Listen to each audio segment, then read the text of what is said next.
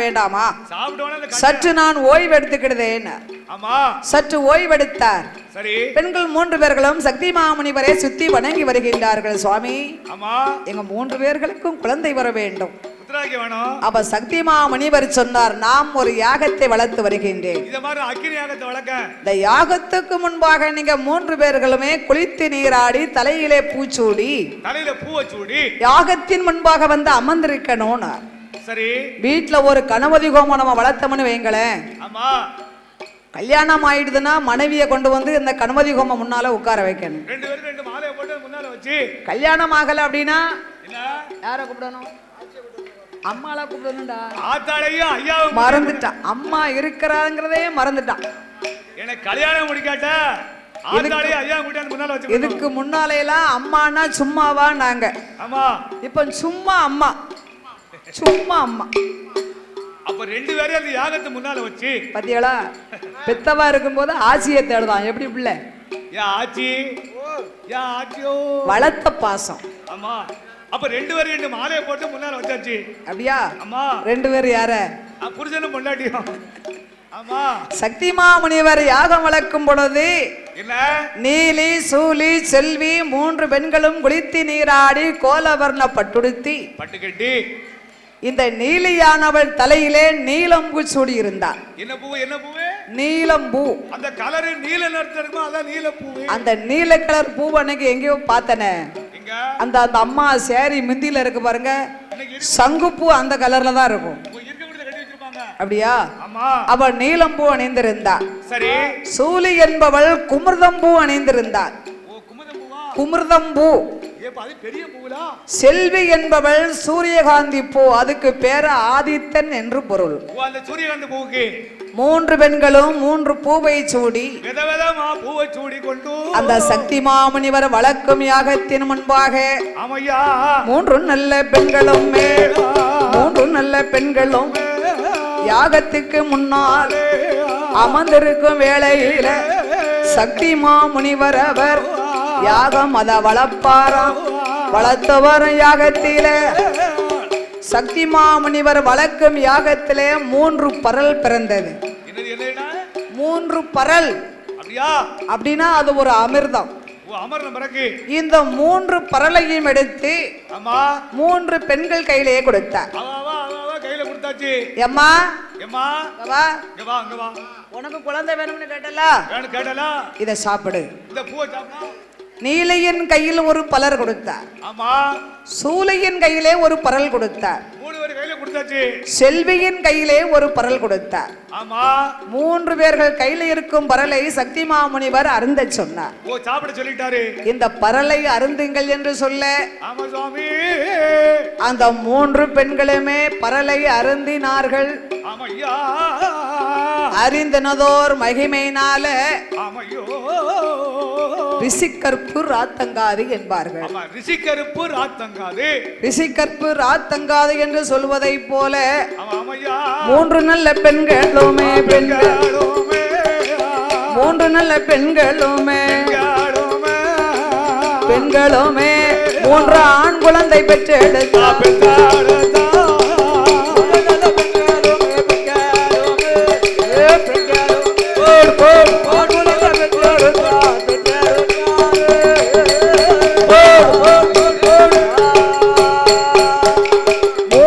பெண்களும் 3 பரலை அருந்தினார்கள். அந்த காலம் 10 மாதம் சென்றால் தான் ஒரு குழந்தை கையில கிடைக்கும். 10 மாதம் 3 பெண்களும் 3 பரலை அருந்தின 10 நிமிஷத்துல அருந்தின 10 நிமிஷத்துல வயிற்றுல குழந்தை, கையில குழந்தை. 3 பெண்கள் கையிலையும் 3 ஆண் குழந்தை. இந்த 3 ஆண் குழந்தைக்கும் பேர் நாமத்தை சூட்ட வேண்டும். சக்தி மாமுனிவரும் நீலி சூலி செல்வியை அழைத்தார். அம்மா, உன் கையில என்ன பிள்ளை இருக்கு? நீ என்ன பூ வச்சிருந்த தலையில? நீலம்பூ வச்சிருந்த. அதனால இந்த குழந்தைக்கு நீலன் என்று பெயர். நீலன் என்று குழந்தைக்கு பெயர் கொடுத்து சூலி, நீ என்ன பூ வச்சிருந்த? ஓ, குமிர்தம்பூ வச்சிருந்த. ஆமா ஆமா. அதனால உன் கையில இருக்க ஆண் குழந்தைக்கு குமிர்தன் என்று ஒரு பெயர். ஆமா. நீ என்ன பூ வச்சிருந்த? சூரியகாந்தி பூ வச்சிருந்தேன். சூரிய பகவானுக்கு ஆதித்தன் என்று ஒரு பெயர் உண்டு. ஆமா ஆமா ஆமா. நீ சூரியகாந்தி பூ வைத்திருந்ததனாலே ஆமா அந்த ஆதித்தன் என்ற பெயரை சூட்டுகின்றேன். இந்த குழந்தைக்கு ஆதித்தன் என்று பெயர் கொடுத்தார். அவர்தான் ஆதித்தன் என்று பெயர் கொடுத்து நீலம், ஆமா, குமுர்தன், ஆமா, ஆதித்தன் ஆதித்தன் என்று 3 பிள்ளைகளுக்கும் 3 பேர் நாமத்தை கொடுத்தார்கள். அவர்களுக்கு முப்புராதி என்று பெயர் சூட்டினார். அம்மாளுக்கு இன்னொரு பேர் உண்டு, முப்புடாதி அம்மான்னு ஒரு பேர் உண்டு. அவளுக்கும் 3 முகம் இருக்கும், முத்தாரம்மாளுக்கும் சில இடத்துல 3 முகம் இருக்கும். இந்த முப்புராதிக்கு அம்மனாக இருப்பதனாலதான் முப்புராதி அம்மான்னு ஒரு பேர் சூட்டுவாங்க. அப்படி 3 பிள்ளைகளுக்கும் பேர் நாமத்தை சூட்டி சக்தி மாமுனிவர் சென்று விட்டார்.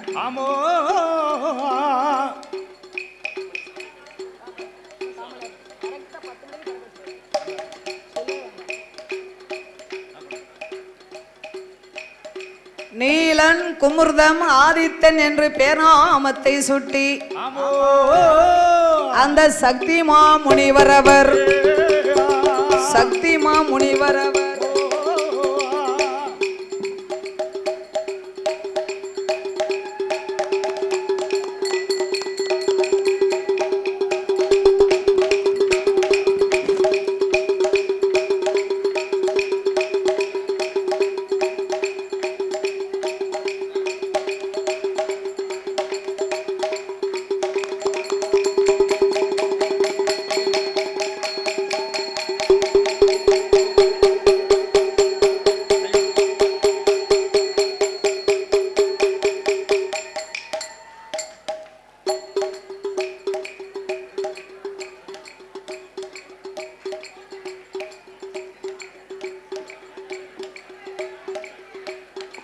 இந்த இனிய ஹேப்பி நியூ இயரை முன்னிட்டு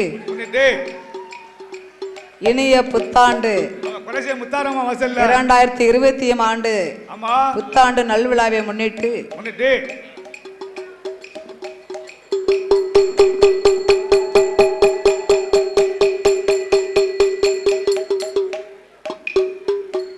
இந்த சபையோர்கள் முன்னிலையிலே குலசேகரப்பட்டினத்தை சேர்ந்த தேவி முத்தாரம்மன் திருவாலய திருவிழாவை முன்னிட்டு சரி தம்பிக்கு ஊரு தெற்கு வள்ளியூர், சொந்த ஊரு வள்ளியூர் பக்கம் ராதாபுரம். அவங்க கோயிலுக்கு நான் வில்லுக்கு போயிருந்தேன். என்னை நல்லா கவனிச்சாங்க. குடும்பத்துல ஒரு சகோதரியாக என்னை ஏற்றுக்கொண்டு தம்பி டெய்லி நான் மறந்தாலும் என் தம்பி மறக்க மாட்டான். டெய்லி எனக்கு போன் பண்ணுவாங்க. போன வெள்ளிக்கிழமை கூட அவங்க ஊருக்கு நான் ஒரு அரங்கேற்றத்துக்கு போயிருந்தேன். எங்க அக்கா மவன் அப்ப கூட தம்பி நான் வருவேன்னு அவர் சொல்லவே இல்லை. போன வருஷம் என்னுடைய சிசிய பிள்ளை அத்தனை பேர்களுக்கு அழைப்பு கொடுத்தே வந்திருந்தாங்க. இந்த வருஷம் நான் யாருக்கு அழைப்பு கொடுக்கல, அதனால ஒருத்தர் வரல. எதிர்பாராத விதமாக என் தம்பி சுடலை ஆண்டி சுடலையுடைய கோமரத்தார். சுடலனா சுடலதான்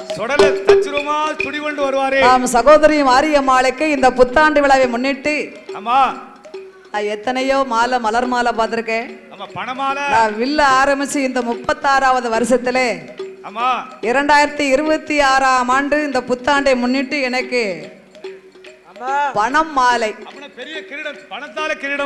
மன நிறைவோடு தம்பி நான் வருவேன்னு இன்னைக்கு என்கிட்ட சொல்லவே இல்லை.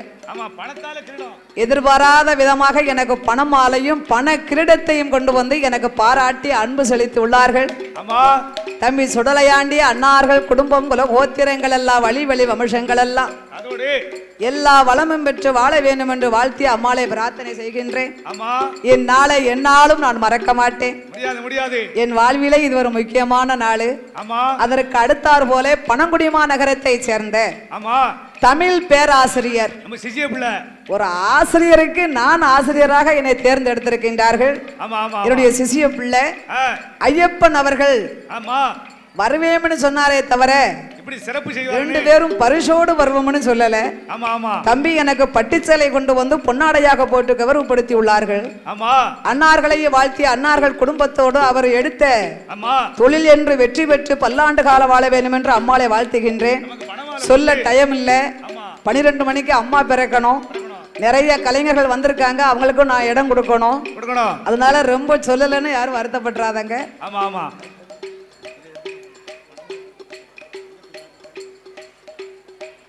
அப்படி சக்திமா முனிவர் சென்ற போது ஆமா 3 அரக்கியர்களும் நினைத்தார்கள், ஆமா ஏண்டி குழந்தை வேணும்னு ஆசைப்பட்டோம், ஆனா ஒரு தப்பு செஞ்சிட்டோமோ, நம்மளுக்குத்தான் ஆண்களே ஆகாது, ஆண் வாடையும் அடிக்க கூடாது. அப்பேற்பட்ட இந்த நேரத்திலே குழந்தை வரம் கேட்டமே, கேட்ட ஒரு பொட்ட பிள்ளை கேட்டிருக்கப்படாதா? இந்த 3 குழந்தையும் ஆம்பளை பிள்ளையா போச்சே. 3 ஆம்பளை பிள்ளை முத்து போலாச்சு. இந்த குழந்தை வளர்ந்துதானா மடியில் தவளுமே, நாம் என்ன செய்வது என்று 3 பெண்களுமே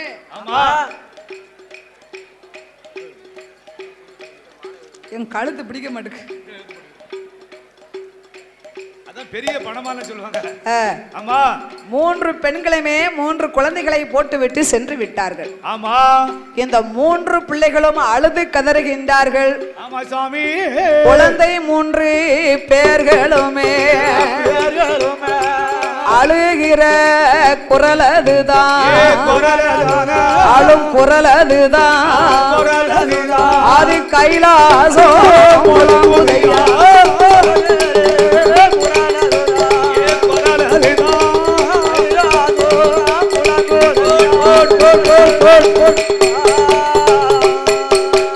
மூன்று பெண் பிள்ளைகளுமே அழும் குரல் ஆதி கைலாசம் போய் முழங்குகின்றது. கையிலே இருக்க முடியல. அப்பந்தான் சிவபெருமாள் பார்த்தார், இந்த 3 பிள்ளைகளும் இந்த அழுத குரல் ஆதி கைலாசமே நடுங்குகிறது, இதை ஏன் அழுகிறார்கள் என்று சிவபெருமாளும் சிவசக்தியும் நந்தி பகவானை அழைத்து 3 பிள்ளைகளையும் பார்க்க சொன்னார்கள். சரி 3 பிள்ளைகளும் அழுது கதறி கொண்டிருக்கின்றார். நந்தி பகவான் கைலாயங்கிரிக்கு வந்தார். சுவாமி 3 பிள்ளைகளும் அரக்கியர்கள் பெற்ற பிள்ளை அழுது புலம்புகின்றார்கள். ஒரு பிள்ளைனா தாய்ப்பால் கொடுத்தாத்தான் அந்த பிள்ளை நல்லா இருக்கும். சத்தம் போடும். மலைமுகம் பாராத பயிரும் தாய்முகம் பாராத பிள்ளையும் அது நல்லா வாழ முடியாது. அந்த பிள்ளை முகத்துல செழிப்பு இருக்காது. அதனால இந்த பிள்ளைகளுக்கு பசியை போக்க வேண்டும்.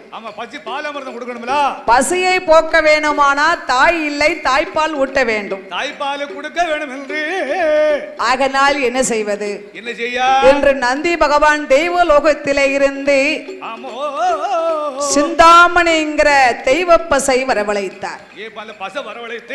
இவன் போச்சு பத்திகளா ஒரு பசு, அந்த மாதிரி ஒரு தெய்வ பசு. அந்த பசுவுக்கு பேரு சிந்தாமணி என்ற தெய்வ பசு. சுரபி சிந்தாமணி என்ற தெய்வ பசு. இந்த தெய்வ பசுவானது 4 பிள்ளைகளுக்கும் ஒரு வேளைக்கு 4 காம்பலையும் 4 கோட்ட பால் சுரக்கும். அப்படியே பால் சுரந்து கொண்டிருக்கின்றது. ஐயா 4 கோட்ட பால் சுரந்தாலும் பிள்ளைகளுக்கு நடு வயிறு கூட நிறையல. பிள்ளைகளுக்கு நடுவயிறு நிறையலையா? மறுபடியும் பசியிலே துடித்தார்கள். சத்தம் போடுது. இதை கண்ட நந்தி பகவான் இந்த 3 பெண்களையும் அழைத்து வந்தார். உங்கள் பிள்ளைகளை நீங்கள் வளர்க்க வேண்டும், எங்கே செல்கின்றீர்கள்? சரி அப்பந்தா நீலி சூலி செல்வி சொன்னா எங்களுக்கு ஆண்களாகாத ஆண்வாடை அடிக்க கூடாது. எங்களுக்கு இந்த பிள்ளைகள் 4 நாளை ஒரு காலம் வளர்ந்துதானா எங்க மடிகளை தவழ்ந்து விளையாடும். எங்களால் அதனை ஏற்றுக்கொள்ள முடியாது. இந்த பிள்ளைகளை வளர்க்காமல் இங்கிருந்து நீங்களும் போக முடியாது. அப்பந்தான் 3 பெண்களும் பார்த்தார்கள், இந்த பிள்ளைகளை நாங்கள் வளர்க்க வேணுமானா 7 ஆண்டு காலம் இந்த உலகத்திலே சூரியன் உதிக்க கூடாது. சூரியன் உதிக்க கூடாது, எங்களுக்கு பகலென்று ஒன்று இருக்க கூடாது. அப்படியே ஆகட்டும் என்று நந்தி தேவன் சூரிய பகவானை வரவழைத்து பிள்ளைகளுக்கு விவரம் தெரியும் கால வரைக்கும் சூரியன் உதிக்க கூடாது என்று வாக்கு கொடுத்தார். 7 வயது வரைக்கும் 3 பெண்களும் பிள்ளையை வளர்த்தார்கள். பிள்ளை ஒவ்வொரு பிள்ளையும் நல்ல பப்பாளி பழமா இருக்கு. அந்த காலங்கள் எல்லாம் பிள்ளைகள் தாய்ப்பால் குடித்த பிள்ளை தான். அங்க பாருங்க ஐயா வயரம்பாஞ்ச கட்ட மாதிரி இருக்காங்க. இப்ப பிள்ளைகளுக்கு பிறந்த அன்னைக்கே பாட்டுல பழதான். அதனாலதான் பிள்ளைகள் எல்லாம் இப்போ அப்பான்னு கூப்பிடுறது பதிலா பால் டப்பா டப்பாங்க. பால் டப்பா பால் டப்பாங்க பால் டப்பாங்க ஏய் அப்பாடி பேர மாதிரி டப்பா வேணும் 7 ஆண்டு காலங்கள் முடிந்தது. ஆமா நந்தி பகவான் 3 பிள்ளைகளையும் கைலேங்கிரிக்கு அழைத்து வருகின்றார். 3 பேர்களும் அரக்கரை போலவே தோற்றமளித்தார்கள். கைலாசம் வரபோது 3 அரக்கர்கள் போல் தெரிந்து வரும். 3 ஆண் குழந்தைகளை கண்டு தேவ முனிவர்கள் எல்லாம் பயந்து ஓடுகின்றார்கள்.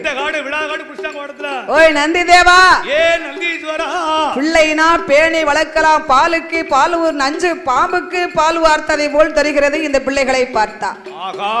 இவர்கள் இங்கு இருந்தா இந்த கைலாசமே ஆகாது, இவர்களை அழைத்து செல்லும் என்று 3 பிள்ளைகளையும் அரக்கரை போல் தெரிகிறது என்று பயந்து விரட்டி விட்டார்கள். உடனே நந்தி பகவானோ 3 பிள்ளைகளையும் அழைத்து வந்து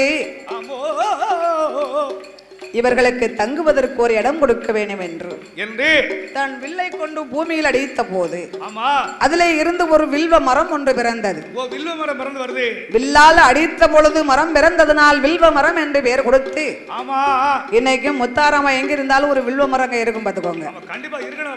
3 பிள்ளைகளும் வில்வ மரத்தடியிலே அமர்ந்திருக்கின்றார்கள். சரி, சக்தி முனிவரோ முற்று மோட்சம் பெரிய வேண்டும் என்று ஆண்டவன் சிவனை எண்ணி யாகத்தை வளர்க்கின்றார். ஆள நல்ல குளிய வெட்டி சக்தி முனிவருமே அரையளவு மணல் குமித்து ஆலங்குச்சி அரசங்குச்சி பொரசங்குச்சி புளியங்குச்சி வேப்பங்குச்சி அதுல வகை வகையா எடுத்துக்கொண்டு சக்திமா முனிவரோ ஆண்டவன் சிவபெருமாளை எண்ணி தனக்கு முற்றி மோட்சம் பெற வேண்டும் என்று யாகத்தை வளர்த்து கொண்டிருக்கின்றார். அங்க ஆகாயம் பூமிக்குமா அக்கினி வேள்வி வளரும் போது யாகம் வளர்ந்துதானா மூட்டை என்ன மூட்டை வரும்? புகை மூட்டை வரும். ஆமா, யாகம் வளர்ந்ததுன்னா புகை மூட்டம் தானே கிளம்பும். எங்க மாமா பழமூட்டம் போட்டது மாதிரியா இருக்கும். ஆகாய மார்க்கமாகவே இந்த புகையின் மூட்டமானது தேவ முனிவர்களுக்கு திக்கு தெரியாமல் எங்கு பார்த்தாலும் ஒரே இருட்டா இருக்கு. அப்படி இருள் சூழ்ந்து இருக்கும் வேளையில ஈசனாகிய சிவபெருமாள் பார்வதா தேவி அழைத்தார். அம்மா பார்வதி, சக்திமா முனிவர் வழக்கம் யாகத்தை நீ போய் அணைத்து வர வேண்டும், உன்னால் தான் அது முடியும் என்று ஆண்டவன் சிவபெருமாள் சொல்ல அப்படியே ஆட்டும் என்று ஆதிசக்தி பார்வதியும் சக்திமா முனிவர் வளர்த்து வரும். யாகம் அதை அம்மா அணைக்க வாரா ஆதிசக்தியான பார்வதியா அக்கினி யாகத்தை அணைக்க வரும் வேளையிலே அம்பிகை வேள்வியிலே இறங்குகின்றார். வேள்வியிலே இறங்குவதற்கு அக்கினி யாகத்தை சித்து வரும் வேளையிலே பார்வதா தேவிக்கு யாகத்தின்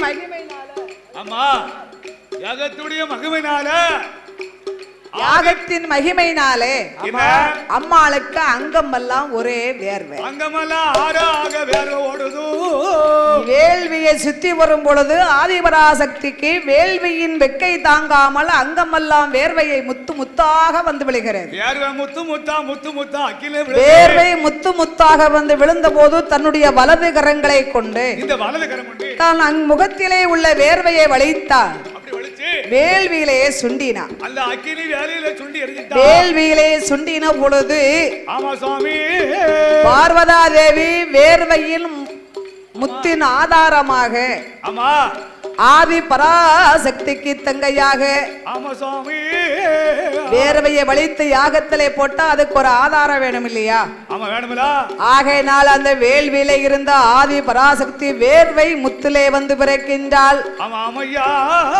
அந்த வேர்வை முத்திலே வந்து அழகான பெண்ணானவள் தோன்றும் பொழுது வேர்வையில பிறந்தவளா வேள்வியில உதித்தவளா பார்வதியா வேர்வையிலே முத்து முத்த உதித்ததாலே முத்து வேர்வை ஆதாரம்மா அம்பிகையா தான் பிறக்க வேர்வை முத்தில் பிறந்தவளா வேத முத்தாரம்பிகையா முத்தாரம்மா பிறந்த போது ஆடி வார பாடி வார ஆதாளி போட்டு வாரா ஆடி வாரா ஆடி வாரா மூல சத்தம் போடுவாளா வாராளே முத்தாரம்மா முத்த போல மொழி அழகும் போல நீண்ட பல்லழகும் அப்ப சடை அழகு ஆண்டார ரூபக்காரி எரிந்த மகஞ்சு வந்த கண்ணும் ஏழு வகம் தலை அழகும் என் முத்தாரம்மா பிறந்த போது